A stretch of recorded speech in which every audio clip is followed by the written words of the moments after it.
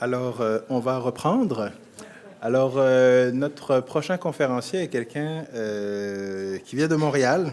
Alors, c'est une personnalité ben, vous allez peut-être la reconnaître.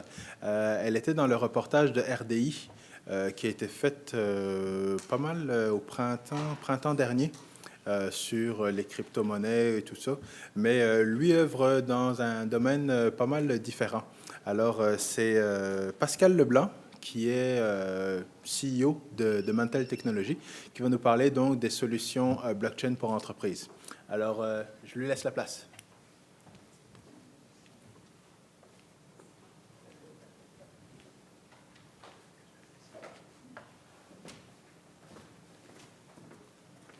Bon début d'après-midi tout le monde. Je suis content d'être ici pour parler de blockchain.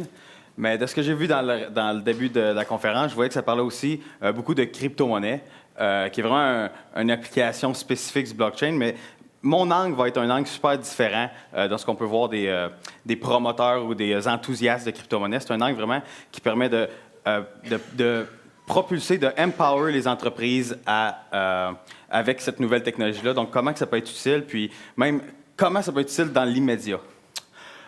Donc, pour commencer, j'aimerais ça qu'on apprenne à se connaître en me présentant, en parlant de moi-même.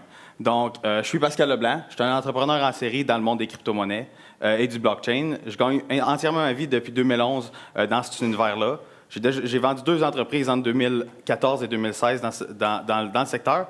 Puis, depuis 2017, j'ai commencé Mantle, qui est justement mon troisième rodéo, que j'aime le qualifier.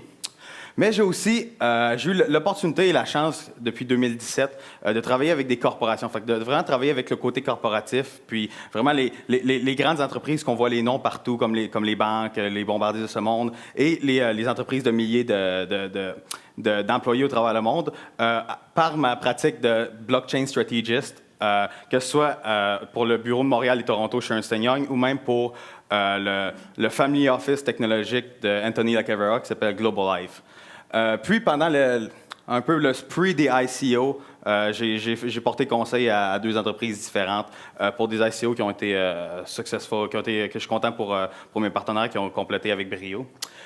Fait que ça, c'est un petit aperçu de ce que moi je fais. Donc, je vais reculer d'un pas avant de parler du blockchain pour pouvoir en faire 2 de l'avant, puis vraiment en parler des nouvelles technologies. Donc, historiquement, on a tous témoigné, on a tous vécu en premier lieu une technologie nouvelle qui est allée changer la façon que les entreprises fonctionnaient, la façon que les entreprises fournissaient leurs services et produits à tout le monde, aux consommateurs, puis aussi des nouvelles choses, des nouveaux modèles d'affaires, puis des nouvelles opportunités qui n'existaient pas avant grâce à l'apparition de ces technologies-là. Donc, on parle du email, on parle de la micromédecine, on parle des cours à distance même. C'est toutes des choses qui sont super récentes, qu'on peut avoir témoigné, entre autres. Même le téléphone cellulaire, qui est assez super récent, qui fait des nouveaux modèles d'affaires. Donc, du monde qui faisait des apps dans un App Store, c'était pas quelque chose qu'on pouvait voir auparavant. Ou même quelqu'un qui fait des costumes pour des fusils dans des jeux, c'était pas des choses qu'on voyait. Puis maintenant, c'est toutes des façons de vivre ou des modèles d'affaires en soi qui sont débloqués par des nouvelles technologies. Donc, on parle souvent...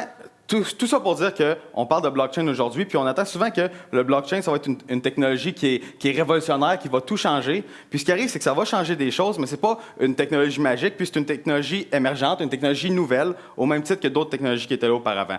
Donc, pour comprendre comment ça l'impacte, puis comprendre un peu dans quel secteur ça se situe comparativement aux autres technologies dans le portrait global des choses, il faut comprendre un peu... Qu'est-ce que ça fait, puis qu'est-ce que ça l'apporte? C'est quoi les nouveaux bénéfices reliés à cette technologie-là? Donc, ce qu'on peut voir ici sur la slide, je vais passer rapidement, mais ça dit que le marché du blockchain, ça c'est des statistiques de Gartner, une firme de recherche. Ils disent beaucoup d'espoir pour le blockchain, grand marché qui s'en vient, puis il y a de la grande valeur qui s'en vient, une croissance de 73% par année, puis un 13 milliards de marché, d'opportunités de marché pour 2022. Donc, c'est gros. On parle des nouveaux termes comme le Web 3.0. On parle des nouveaux écosystèmes comme les crypto-monnaies, comme les applications décentralisées. Donc, c'est des choses nouvelles qu'on voit qui s'en viennent. Mais ce qu'il faut comprendre, on voit qu'il s'en vient, mais on n'y est pas aujourd'hui.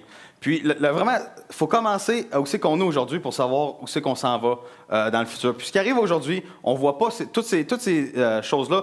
C'est pas encore rendu dans les entreprises à cause de deux grands problèmes. Un qui est plus sur le côté technologique. Donc vraiment, le blockchain arrive avec un nouveau paradigme de développement. Donc les technologues, les programmeurs, les architectes de solutions aujourd'hui, ils n'ont pas été formés dans l'ère du blockchain, qui est une technologie de moins de 10 ans. Donc vraiment, c'est un nouveau paradigme de développement où pour arriver aux besoins d'affaires que leurs dirigeants ont besoin, c'est-à-dire je veux une application qui fait ça, pour être capable de remplir les requériments donnés par le dirigeant, les réflexes sont pas là, puis il y a beaucoup de difficultés à aller travailler avec ces systèmes-là qui sont décentralisés comparativement à un système qui est plus client-serveur, base de données relationnelles, parce que c'est toutes des choses qui sont pas présentes dans le blockchain. Le blockchain est une technologie plus vraiment bas niveau, qui a peu d'outils de développement pour rendre le tout plus facile. Donc, on peut penser au développement de 15 ans, quand il n'y avait pas beaucoup de SDK, pas beaucoup de projets open source, que c'est des outils pour faciliter, pas beaucoup de langages développés qui sont orientés objets, qui sont avec des connecteurs déjà préconstruits pour les interactions réseau, les interactions avec les bases de données. Puis, c'est un système qui est bâti sur, vraiment, avec la crypto-monnaie en tête. Donc, ça a été essentiellement parti avant même d'avoir des applications. La première, c'était la crypto-monnaie. Fun fact, fait intéressant, le mot blockchain est apparu après le mot Bitcoin. Donc, on parlait de Bitcoin, même dans le papier initial, on parlait de chaîne de blocs. On parlait de chaîne de temps, même on voit le mot time chain qui revient, puis il n'y avait pas vraiment le mot n'était pas coiné, il n'était pas frappé encore du terme blockchain. Donc vraiment, ça a été fait initialement, pas pour aller créer des nouvelles opportunités dans une entreprise, mais pour être capable de faire des monnaies qui sont des monnaies de l'Internet, personne à pair. Puis ça l'impacte aujourd'hui. C'est ça qui explique une des grandes raisons de ce nouveau paradigme-là, parce que, essentiellement, la façon que tu peux interagir avec ton blockchain, peu importe la donnée que tu mets, c'est récipient, la personne qui envoie, le montant, puis peut-être des fois un attachement, une donnée qu'on peut attacher là-dessus, mais c'est vraiment sur ce paradigme-là, puis c'est vraiment des échanges sur une base transactionnelle plutôt qu'une base relationnelle. Fait que ça explique beaucoup de complexité niveau technique. Puis, après ça, les avantages que le blockchain apporte, c'est des avantages qui n'étaient jamais vus auparavant. Donc, du point de vue du décideur, donc la partie qui est au point de vue du modèle d'affaires, au point de vue du décideur de l'entreprise, puis au point de vue des chefs d'innovation des entreprises, c'est dur d'aller voir toutes ces fonctionnalités technologiques-là, qu'on parle 10 nœuds, puis 30 transactions par seconde, puis un temps de bloc de 100 avec un réseau décentralisé, puis une gouvernance qui est toute automatisée. C'est dur de prendre tous ces aspects technologiques-là, ces fonctionnalités technologiques-là, puis essayer de traduire ça en bénéfice d'affaires. Parce qu'en tant que décideur d'entreprise, quand on lance un projet d'innovation, on veut être capable de mesurer des résultats, mesurer des impacts, mais on va être aussi capable de capturer de la valeur de ce projet-là. Puis cette traduction-là, en ce moment, est pas faite du tout, puis elle nécessite et une bonne connaissance technique et une bonne connaissance du milieu d'affaires pour l'entreprise.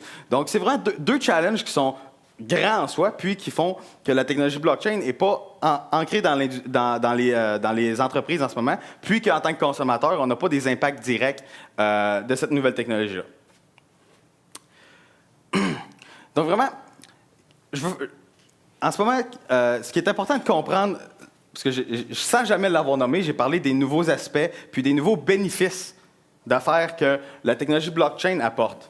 Puis vraiment, il y a eu une évolution du web. Donc, je veux rentrer un peu plus en détail parce que je veux dire par le web 3.0. Donc, en ce moment, on est dans une ère du cloud. Le cloud est une technologie qui est adoptée en majeure partie dans les entreprises, dans les produits consommateurs. On parle à Google Cloud, on parle de Google Doc, on parle de nos emails qui sont dans le cloud. On n'a plus besoin d'avoir un serveur SMTP chez soi. Donc vraiment, l'ère du cloud est intégrée en entreprise. Ça, c'est quelque chose qu'on peut se fier comme un fait. Puis l'ère du cloud, ce qui arrive, c'est que avec l'ère du cloud, ce qui est arrivé, c'est qu'il y a eu plusieurs données que les groupes centralisés contrôlaient. Donc, la façon que Google font leur argent, la façon que Facebook font leur argent, c'est en extrayant de la valeur de tout ce data-là. Donc, pour avoir de la valeur, si Facebook a récemment 3 usagers, il ne serait pas capable d'avoir ils ne seraient pas capables d'avoir les insights qu'ils ont en ce moment pour aller revendre aux compagnies de marketing. Fait qu'ils font ce qu'on appelle de l'intelligence d'affaires avec cette grosse donnée-là. Donc, on est parti d'un monde où le Web 1.0, où tout le monde devait posséder leurs choses. Après ça, il y a eu l'ère du cloud, où on avait besoin de ce massif montant de données-là pour être capable d'extraire de la valeur. Okay? Donc, la valeur en soi, la donnée en soi, elle avait peu de valeur, mais être capable d'avoir toutes les valeurs puis de tirer des conclusions à partir de ça, c'est ça qui a donné de la valeur dans le monde du big data et de l'intelligence d'affaires. Mais ce qui arrive avec le blockchain maintenant, à cause de tous les bénéfices, le nouveau paradigme qui arrive, c'est que on est capable de tirer de la valeur, on est capable d'utiliser de façon digitale la valeur, les données qui sont petites en espace. Donc, on ne parle pas de pétabytes, on parle de kilobits, mais de valeur cruciale, que la donnée en soi a de la valeur, sans être obligé de faire de l'intelligence d'affaires. Donc, si on prend par exemple le NIP, puis le numéro de carte de crédit, puis le code en arrière, on est capable d'aller faire des transactions avec ça. Donc, ça en soi, c'est quelques bits de données, mais ça a plus de valeur que tout l'historique de déplacement d'une personne seulement. Si on prend l'exemple de notre passeport, de notre numéro d'assurance sociale, donc c'est toute la valeur sur le peu de données, qui est un paradigme qui est nouveau, amené par le blockchain. C'est ça qui est un peu démontré sur le graphique ici.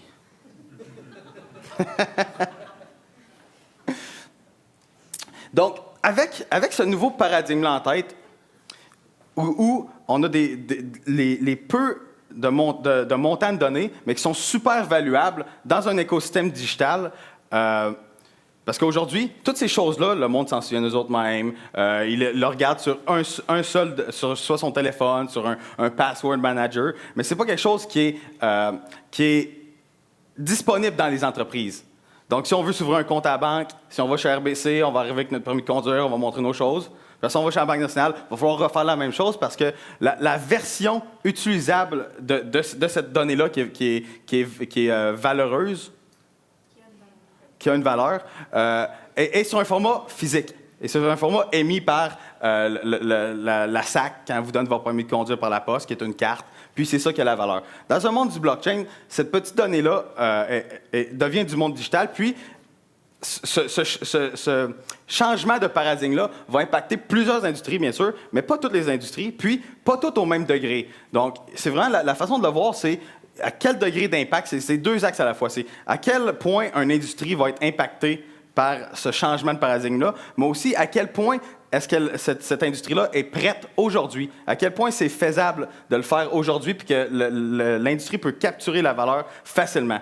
Donc, ce qu'on voit dans le cadran en haut à droite, qu'on ne voit pas si bien que ça, mais ce qu'on voit dans le cadran en haut à droite, c'est qu'on a identifié, nous autres, sur notre côté, pour aller permettre aux entreprises de capturer le plus de valeur possible de ce changement de paradigme-là. Il y a 4 industries qui ressortent le plus. C'est vraiment la technologie légale, la technologie médicale, le supply chain, puis l'assurance. Donc, vraiment, de façon immédiate et à haut impact, ces industries-là sont capables d'aller augmenter leur offre dans leurs produits et services en faisant partie de ce nouvel univers-là qui est les données avec beaucoup de valeur. Donc, en ce moment, on travaille avec des entreprises, on a la chance de faire ça. Puis, ce qu'on entend souvent sur les décideurs, c'est « je suis conscient que blockchain, ça existe. Puis, j'essaie de le rentrer à ma timeline, j'essaie de le prioriser, mais je ne suis pas capable parce que c'est pas assez mature, puis c'est pas assez fiable. » Ça, c'est deux choses qu'on entend, c'est des choses qu'on peut voir partout sur Internet, on en parle de ça. Mais ce qu'on veut dire par là, ce qu'ils veulent dire par peu mature et peu fiable, c'est 3 grands problèmes. C'est que dans la boîte même, ils n'ont pas l'expertise propre au nouveau paradigme blockchain. Après ça, ce qu'ils veulent dire, c'est que ce nouveau paradigme-là, il défie ce qu'ils font. Donc, c'est dur pour le décideur d'aller mesurer l'impact, d'aller structurer un projet qui permettrait de capturer de la valeur. Parce que quand tu es un décideur dans une entreprise, tu n'es pas dans la business de lancer de l'argent puis essayer de faire des choses. Il faut que tu aies un but pour avoir des budgets, pour aller faire du développement, puis pour aller mettre des efforts dans une direction. Puis, c'est dur pour eux autres d'aller identifier les buts puis d'aligner un projet avec ça. Puis, le troisième, c'est que ils sont au courant que c'est une technologie émergente, puis comme toutes les technologies émergentes, les joueurs changent rapidement. Tous les sites qui étaient dans les années 2000, tous les .com, il y en existe juste une poignée à comparer tout ce qu'il y avait. Puis c'est normal que dans les premières phases, il y a plein de choses qui deviennent obsolètes. Donc, c'est vraiment l'obsolescence qui dit « Ah, je vais tout aller investir pour développer sur Bitcoin. Peut-être que dans 5 ans, ça va plus être la meilleure. Je vais tout investir pour mettre sur Ethereum. Peut-être que dans 5 ans, ça va plus être la meilleure. » Puis, on le voit que ça prend des cycles de moins que 5 ans. Ethereum, qui était dans les plateformes de développement blockchain les plus populaires, là, 1 an, bien maintenant, est délaissé pour d'autres plateformes, d'autres infrastructures de nouvelle génération. Donc, vraiment, cette crainte-là de tout mettre son risque sur une infrastructure existante dans ce milieu émergent-là. Donc, c'est 3 grands freins, si on veut, d'aller développer la technologie blockchain en entreprise. Puis, ça se traduit, ces 3 freins-là, dans toutes ces 12 étapes-là, qui sont coûteuses, puis qui sont complexes, puis qui nécessitent d'engager de la main-d'œuvre spécialisée dans le domaine du blockchain. Puis, tout ça, comme portrait, qu'est-ce que ça trace? Ça trace que, selon le sondage de Gartner sur le Global 2000, il y a 14 % qui n'ont aucun intérêt en ce moment, qui n'ont même pas commencé à regarder. Il y en a 54 % qui ils savent que ça existe, ils regardent un peu, mais ils n'ont aucun projet, puis c'est même pas sur la timeline d'aller faire quelque chose. Un 24 % que c'est sur la timeline qui est toujours dépriorisé. Donc, il y a un élément blockchain, mais c'est toujours dépriorisé à cause de ces 3 éléments-là. Puis, on a un faible 6 % qui ont quelque chose de fait. Donc, peut-être un petit budget, peut-être une équipe à l'interne. Dans l'expérimentation, juste une équipe à l'interne qui écrit un papier interne. Pour ça, ça compte dans l'expérimentation. Donc, il y a un 6 % qui font quelque chose. Puis vraiment, ce qu'on a vu, ce qu'on a identifié avant même de commencer Mental, c'est que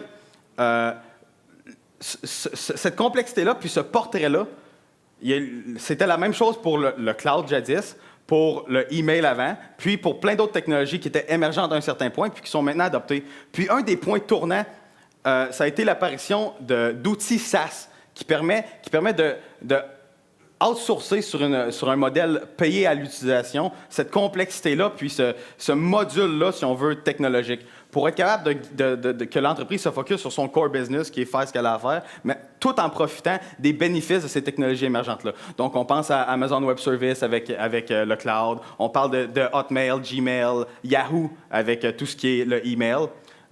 Puis, chacun des technologies émergentes, ils ont des exemples comme ça. Shopify avec le e-commerce, puis pour n'en nommer que quelques-uns.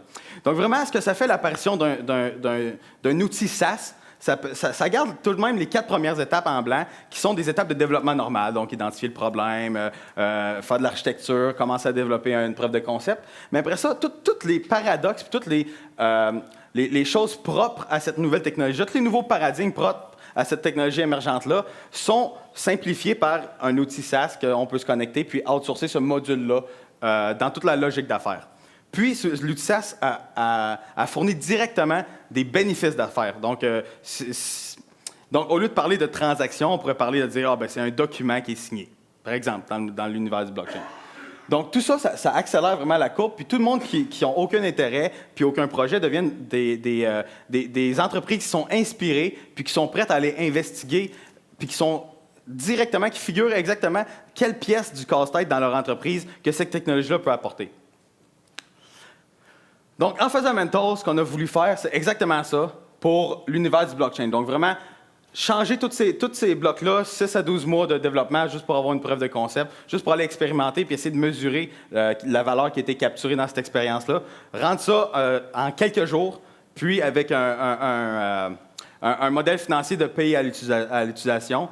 Donc, vraiment, ce qu'on fait chez Mental, ça l'axe sur 2 couches différentes, si on veut, dans la stack. Tu as vraiment la virtualisation de tout ce qui est infrastructure. Donc, en soi, la virtualisation elle permet de répondre au problème de l'obsolescence, parce que s'il y a une nouvelle chaîne qui est créée dans le futur, ou si les besoins changent, qu'on a besoin d'avoir des propriétés différentes à partir de notre infrastructure, bien, on est capable de faire un connecteur en dessous du moteur de virtualisation, puis avoir tout de suite les bénéfices au niveau de la chaîne virtuelle.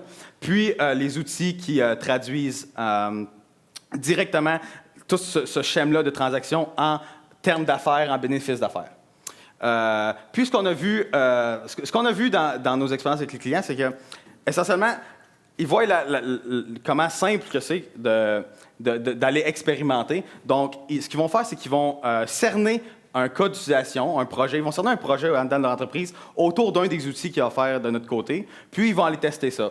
Puis après ça va bien marcher au bout de quelques semaines. Donc, ils vont agrandir le scope du projet initial en intégrant un deuxième outil. Puis par le temps que ça c'est fait, ils vont être à l'aise avec un des deux outils, puis ils vont l'intégrer par eux-mêmes, ils vont figurer comment cet outil-là peut aller donner de la valeur dans un autre projet qu'ils ont déjà dans l'entreprise, déjà existant.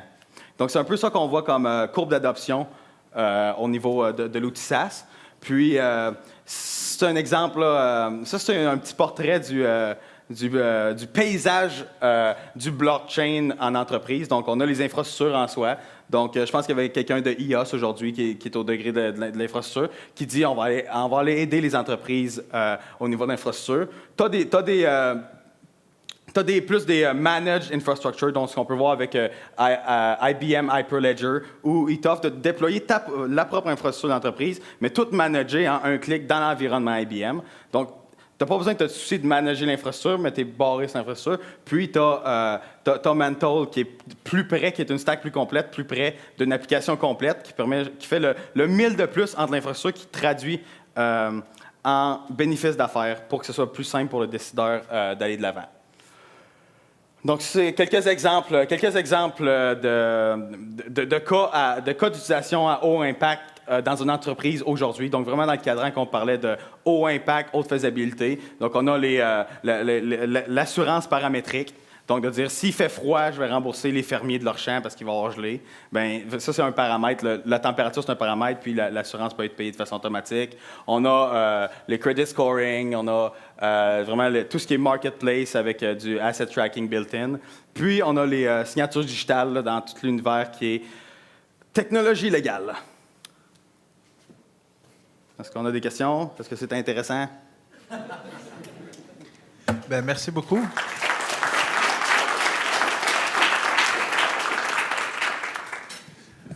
Alors, oui, déjà une question, c'est bon? Bonne présentation. Moi, j'ai une question. Quand tu regardes le cloud computing, puis par rapport au blockchain, tu n'as pas l'impression que c'est peut-être les géants qui sont déjà au niveau du cloud qui vont comme s'accaparer ça un peu?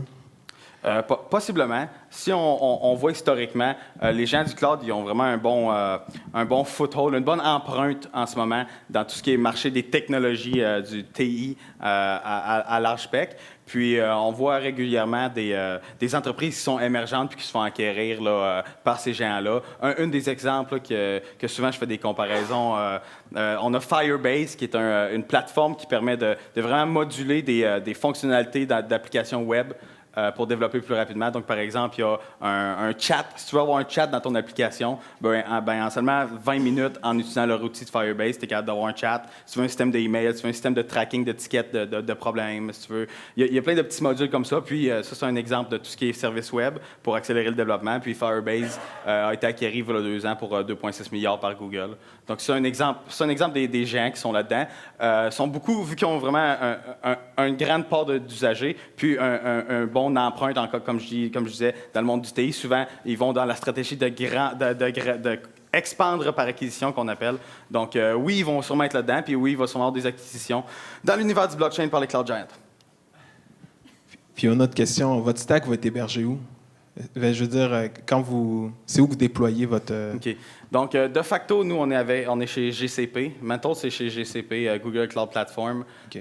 De facto. Mais pour plusieurs de nos entreprises, c'est important d'avoir ça hébergé sur prémisse, ou même qu'ils peuvent avoir aucune infrastructure à cause des raisons de compliance. Il peut y avoir aucune infrastructure qui est à l'extérieur du Canada. Donc, des fois, quand c'est dans le cloud, tu n'es pas capable d'être sûr à certains où c'est que ça va être. Donc, on a vraiment un module d'installation on-premise, in-house deployment aussi. Que penses-tu des plateformes, justement, de cloud computing décentralisées qui ont comme valeur et mission de, justement, utiliser tout le hash power des ordinateurs, d'utilisateurs qui ne sert pas en tant que tel? Est-ce que c'est un modèle viable? Est-ce que vous auriez tendance, mettons, à utiliser ça à l'instar de hoster vos trucs chez, justement, un des cloud giants? Ce qui est le fun avec toute la... donc, si je peux un peu traduire la question, c'est une question sur l'angle de vraiment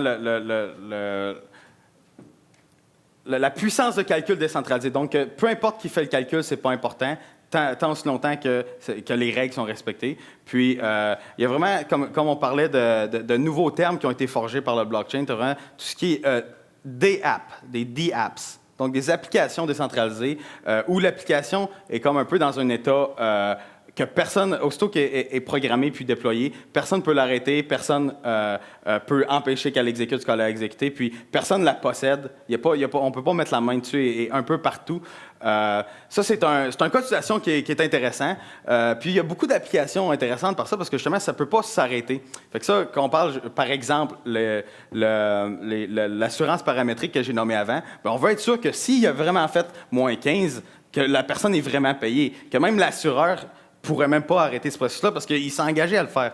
Puis, ça, c'est un bon exemple. Mais ce qui arrive, je vois beaucoup de cas d'utilisation sans venir avec ça, mais je pense que la façon que c'est fait actuellement, c'est pas la bonne façon pour répondre à cette problématique-là. Puis nous, on a un angle différent qu'on est en train de développer, là, qu'on appelle le RSL, le Runtime Security Layer, qui va permettre, sans être obligé de créer un réseau qui va permettre à n'importe qui d'aller exécuter un bout de code, puis qu'on va être capable de savoir que c'est le bon code qui a été exécuté, au lieu de faire vraiment un effet de réseau qui serait en arrière d'un blockchain, qui serait un peu récompensé par une crypto-monnaie, puis que ce serait justement ce hash power, là, comme il était décrit. Je pense que c'est l'angle inefficace de le faire, parce que dans les réseaux blockchain, il y a plusieurs avantages, mais l'inefficacité actuellement, c'est que tout ce qui arrive dans le réseau est répliqué dans tous les participants, puis ça rend le processus plus inefficace. Désolé du petite parenthèse technique.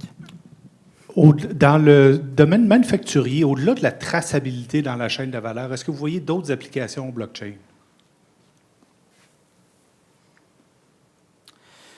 Donc, dans le domaine manufacturier, ce qui arrive, il y a un mouvement qui est en plein essor actuellement, qui est, moi je l'appelle la convergence des technologies, mais c'est vraiment l'enchaînement entre les objets connectés, donc le IoT, les réseaux blockchain, puis l'intelligence artificielle pour faire le plus d'automatisation possible. Moi j'appelle ce phénomène-là la convergence technologie. Mais dans cet aspect-là, plus que les processus vont être automatisés, plus qu'il va y avoir des tâches qui sont de plus en plus cruciales qui vont être automatisées aussi à la fois.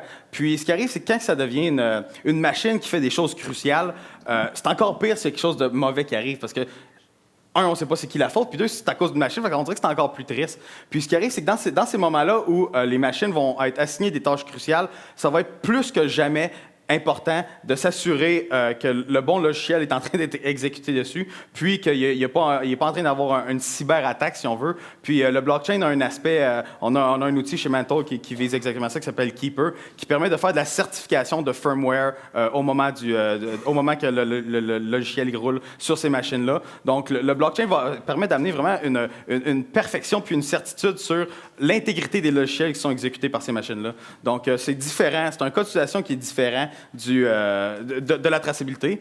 Puis c'est un cas qui est assez crucial quand on parle de quelqu'un qui se fait couper le bras ou même quelqu'un qui pourrait mourir à cause d'une mauvaise opération de machine. C'est quelque chose qui est des plus importants. Oui, bonjour. Ma question, c'est concernant, mettons, un cas pratique. Une PME au Québec, est-ce qu'elle pourrait utiliser la blockchain pour, mettons, la traçabilité de ses produits? Je connais des cas déjà sur Internet, mettons, de grandes entreprises, Walmart, avec la plateforme IBM, il me semble. Mais là, côté PME, est-ce qu'ils ont accès à ça? Est-ce que ça coûte cher de faire ça? Est-ce qu'il faut qu'ils développent leur propre blockchain ou ils doivent payer une plateforme? Je ne sais pas concrètement comment ça va marcher. Si demain, je rencontre des entreprises qui ont besoin d'améliorer, que ce soit supply chain ou bien la logistique en général, comment la blockchain aujourd'hui pourrait être une solution pour ces entreprises? OK. Donc, dans le cas plus spécifique de Walmart, ils ont attaqué le cas d'utilisation qui est la traçabilité. Puis dans le cas d'utilisation de la traçabilité, c'est important d'avoir un effet de réseau pour que tes participants participent. Donc, eux, ils ont lancé ce réseau-là qui permet à leurs fournisseurs de participer dans la traçabilité des aliments. Mais, donc, dans le cas du fournisseur qui dit « OK, Walmart me demande ça, il faut que je le fasse », actuellement, il y a un effort de développement assez considérable dans le sens que ça nécessite quand même de l'expertise spécialisée pour le faire. Puis, je pense même que IBM y offre d'aller faire cette partie de service-là chez les entreprises. Donc, de façon concrète, c'est ça, ils ont à débourser pour faire partie du réseau de Walmart. La sous-question qui était, est-ce qu'ils ont besoin de partir le blockchain? Non, parce que le réseau de Walmart, Walmart le maintient déjà en conjonction avec IBM, mais ils ont besoin de faire cet effort-là pour, créer le connecteur vers ce réseau-là qui est pas connecté avec leur ERP qu'ils utilisent actuellement, puis de rentrer cette étape-là, de dire, j'ai de la donnée qui rentre dans l'ERP, je dois aller la mettre aussi dans le réseau de Walmart, puis faire cette pièce de logiciel-là, ils ont besoin de quelqu'un pour le servicer. Puis nous, Mental, qu'est-ce qu'on est en train de développer qu'on n'a pas actuellement, mais qui va venir en 2019, c'est qu'on va avoir un outil d'importation de tout ce qui se passe sur Hyperledger pour l'amener du côté de la chaîne virtuelle chez nous. Donc, qui va réduire presque à nul cet effort-là technique parce qu'ils vont passer par les outils Mental, SaaS, en interagissant avec une blockchain virtuelle au lieu d'être directement connecté sur l'infrastructure. D'autres questions? Oui. Je me demandais, c'est quoi votre approche, vous, chez Mental, par rapport aux des apps qui ont attrait à des contextes plus légaux au travers de smart contracts, vu qu'un smart contract, en tant que tel, en ce moment, ça n'a pas de cours légal? C'est juste. C'est un fait qui est exact. Le code des chaînes décentralisées n'est pas reconnu comme ayant une valeur légale. Mais ce qui est reconnu comme ayant une valeur légale, c'est un humain qui appose une signature. Donc, même que ce soit un bouton I agree, un checkbox, ou même sur un pad digital. Une signature digitale, c'est quelque chose qui est reconnu dans le système légal actuellement, que ce soit au Canada, aux États-Unis ou en Europe. C'est quelque chose qui est reconnu. Puis, d'attacher un document légal sur ce contrat-là, je pense que c'est crucial. Puis, nous, avec notre outil Sealer, justement, les contrats, c'est des contrats légaux traditionnels, mais c'est vraiment ce qui est cristallisé au niveau de la chaîne, c'est le contenu du contrat, l'authentification des signataires puis de la personne qui a émis le contrat, puis l'action. Donc, l'action qui dit j'appose mon sigle sur ce contenu-là de contrat à ce moment-là. Donc, vraiment, tout ce qui est horodatage puis qualité de contenu de contrat, tout ça, c'est cristallisé dans la chaîne. Donc, on est capable de certifier avec des mécanismes qui ont leur propre jurisprudence parce que au plus bas de la chaîne, ce qui se passe au niveau de la cryptographie, c'est une opération qui s'appelle un Merkle Tree, avec un algorithme qui s'appelle le SHA-256, qui sont des algorithmes assez anciens, relativement anciens, puis des algorithmes qui ont leur propre jurisprudence aux États-Unis pour prouver la véracité d'une chose qui est arrivée dans le passé. Juste un exemple que j'aime dire, que le monde trouve intéressant, c'est que dans les années 80, le Wall Street Journal avait une page où c'est comme une page de petite annonce, c'est tout de suite après la petite annonce, mais c'était des blocs de texte que le monde pouvait payer pour avoir son bloc de page. Puis tout ce texte-là, il avait fait un Merkle Tree avec, puis il y avait le hash de la journée, le daily hash qui était sur cette page-là du Wall Street Journal. Donc, dans les cours, il y a du monde qui arrivait avec son Wall Street Journal, il dit regarde, il a dit qu'il me devait 5000 $, là, c'était écrit sur le texte, puis le hash de ce jour-là, c'était ça. Puis ils ont fait venir des experts de cryptographie, puis ils ont vraiment dit oui, ça a été écrit à ce moment-là, ça a été signé à ce moment-là. Puis vraiment, les mécanismes ont certaines jurisprudences, les mécanismes qui sont, mettons, au niveau plus bas, qui sont utilisés par le blockchain aujourd'hui. Donc, il y a un poids de preuve assez meilleur encore que le papier quand on utilise notre système Sealer, par exemple.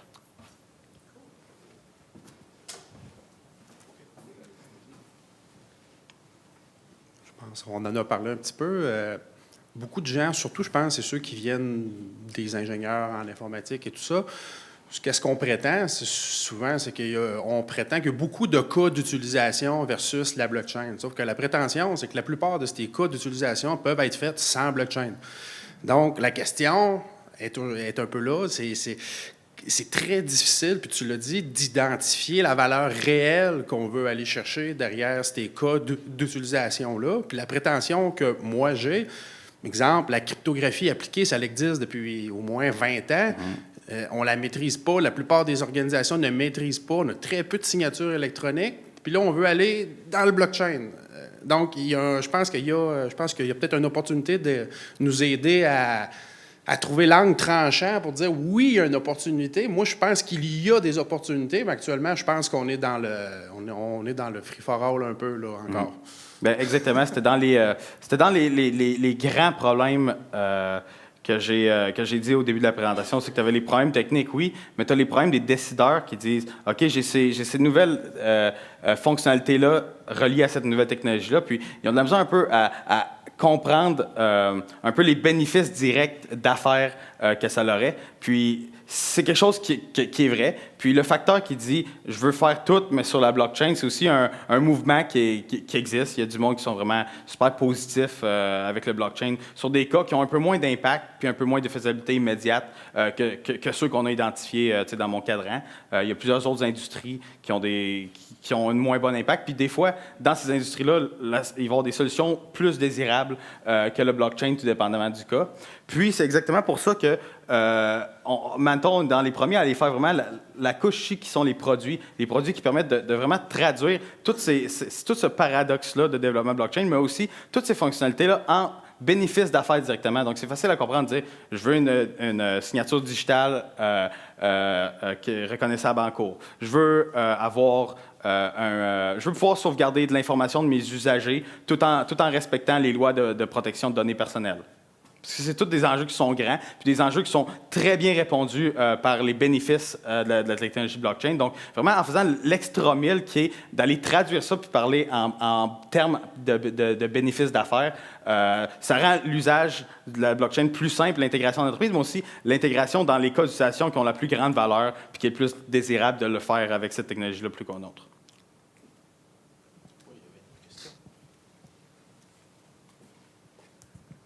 Oui, bonjour. Mon nom est Samuel Tremblay. J'ai une question. Comment vous allez rendre l'interface accessible aux entreprises par rapport à leur pays, les SDK, ça?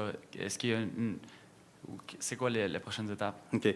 Donc, en entrée de jeu, si on voit en haut, chacun de nos outils, ils ont un API qui respecte le standard OpenAPI 2.0, qui est comme la façon d'interagir avec des API REST, pour une petite parenthèse technique, la façon standard qui est poussée par les géants du cloud, puis qui est montrée dans les écoles pour interagir avec les API.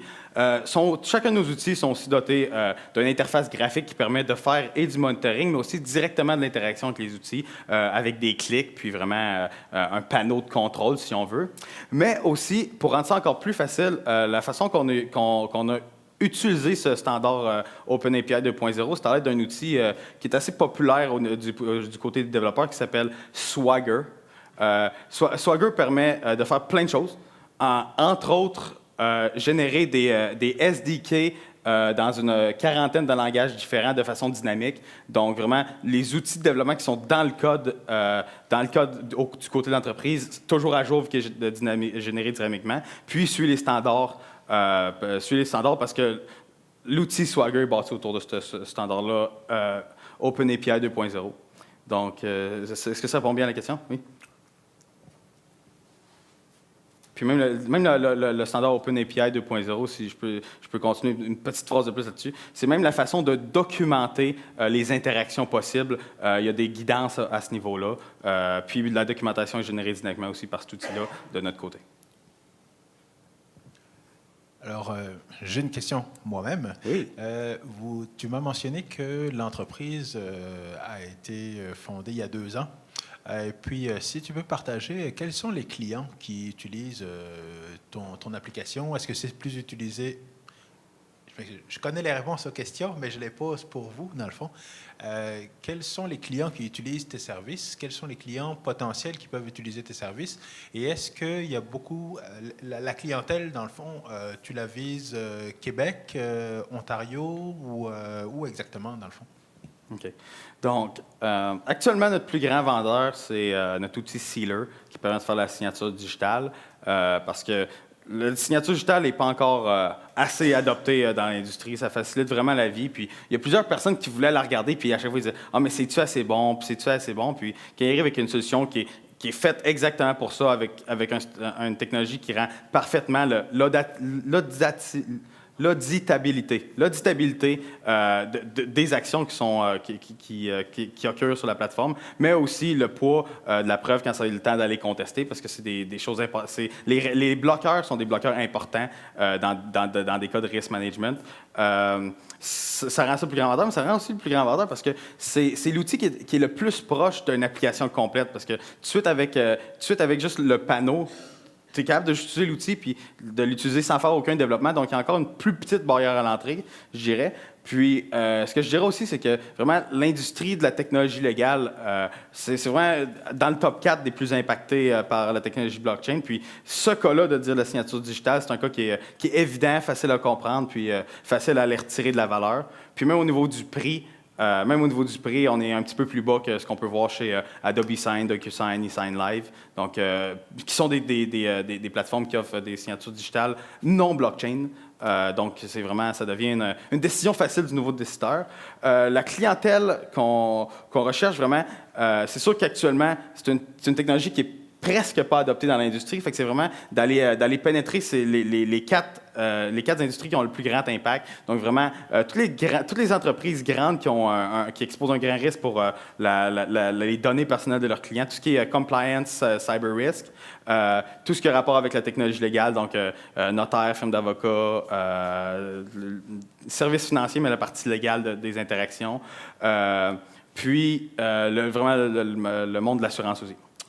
Fait que c'est vraiment, avec un outil, on peut viser large, mais c'est important d'aller où c'est que tu as le plus d'impact pour aller pénétrer le marché. C'est vraiment autour de ça que notre stratégie tourne. Puis, au niveau du timing, en ce moment, on est en train de fermer une série A. Aussitôt que la série A va être fermée, là, on va pouvoir commencer à commercialiser à l'extérieur du Canada avec notre force de vente, là, qui va être... le plan est déjà sur place. Là, on est en train, ça va être début 2019 qu'on va aller sortir du Canada. Fait que, vraiment, les pays, les Western countries qui parlent anglais. Donc, oui, c'est vraiment le prochain step. Ben, merci beaucoup pour la présentation. Très intéressant.